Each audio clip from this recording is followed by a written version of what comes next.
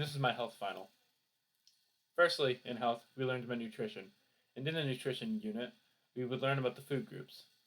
There are 5 food groups. These are fruits, vegetables, dairy, protein, and grains. Fruits and vegetables provide vitamins, minerals, and carbohydrates. Dairy contains calcium, which is good for your bones. Protein produces the nutrient protein, which are building blocks for bones, muscles, cartilage, skin, blood, enzymes, hormones, and vitamins. The 5 food groups relate and are important to me because I attempt to have a great variety and balance of the food I eat, and eating food of every food group improves that balance and variety. So here in nutrition unit, I'm gonna show off my dinner and the amount of you know, places on the food plate, my plate that it counts. So here it is. It's pasta. It's a grain. Um, yeah, you know, there might be dairy. I might have milk. I honestly haven't checked, but yeah, uh, dairy and grains. Something pretty balanced diet to me. Carbohydrates can be simple or complex. Complex carbohydrates are foods such as bread, rice, and pasta. These foods include polysaccharides, which are carbohydrates whose molecules contain multiple sugar molecules bonded together. Proteins can also be divided into 2 subcategories: complete and incomplete proteins. Complete proteins contain all 9 essential amino acids. Complete proteins are only from animal products, with the exception of soy. The body can't produce the 9 essential amino acids provided by complete proteins. Hey there, welcome to my drug showcase. So for this drug showcase, we got ibuprofen, drugs, Tylenol, drugs, melatonin, drugs, and allergy medicine, drugs.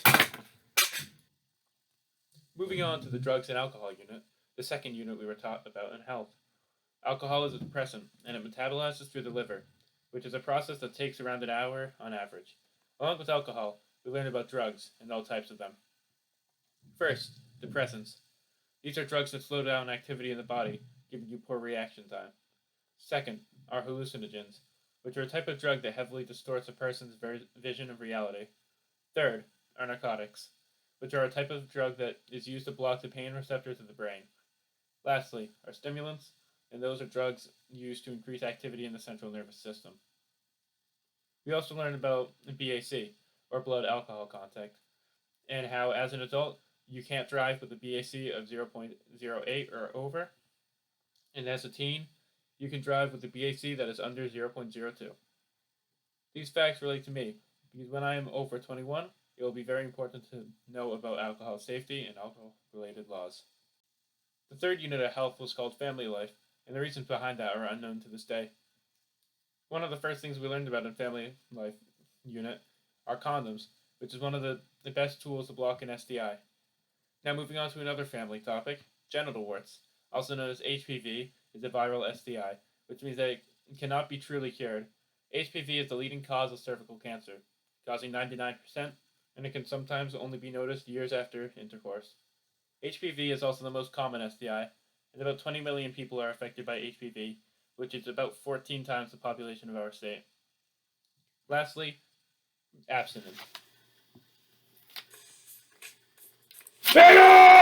Abstinence is a major protection against STIs, with over 99% of people practicing abstinence avoiding intercourse, which many people, including me, do on the daily. Abstinence is also a great way to stay out of a sex-based relationship and to make sure that your partner likes you for who you are. Lastly, twins. There are 2 types of twins: identical and fraternal. Fraternal twins started as 2 separate eggs.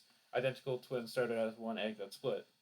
These facts about twins relate to me because I am an identical twin. Last but not least, we learned about mental health. Hey dude, what's up? Yeah, yeah, of course. You know, I got a health summit that I need to work on, so just give me a couple hours.